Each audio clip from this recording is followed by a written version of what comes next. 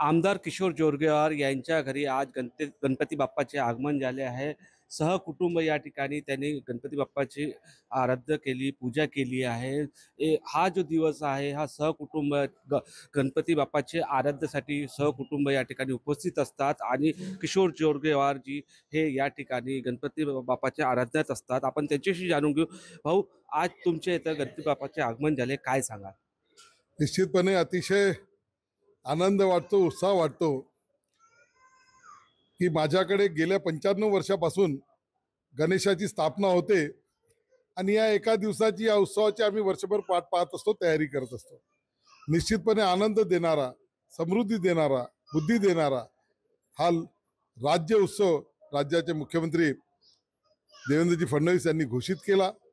मी त्यांचा महाराष्ट्राच्या जनतेच्या वतीनं धन्यवाद व्यक्त करतो की त्यांनी गणेश उत्सवाला हा राज्य उत्सव म्हणून जाहीर केला। हे करत असताना निश्चितपणे या उत्सवाच्या माध्यमातून समाजातील उत्साह, समाजातली सज्जन शक्ती जागृत होत या राज्याला प्रगतीच्या दृष्टिकोनातून नेण्याच्यासाठी देवेंद्रजींना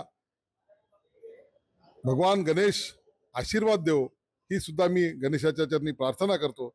या निमित्ताने चंद्रपूरच्या महाराष्ट्रातल्या सर्व जनतेला गणेश उत्सवाच्या शुभकामना देतो। तर हे होते आमदार किशोर जोरगेवार। निलेश जहाट, TV9 मराठी, चंद्रपूर।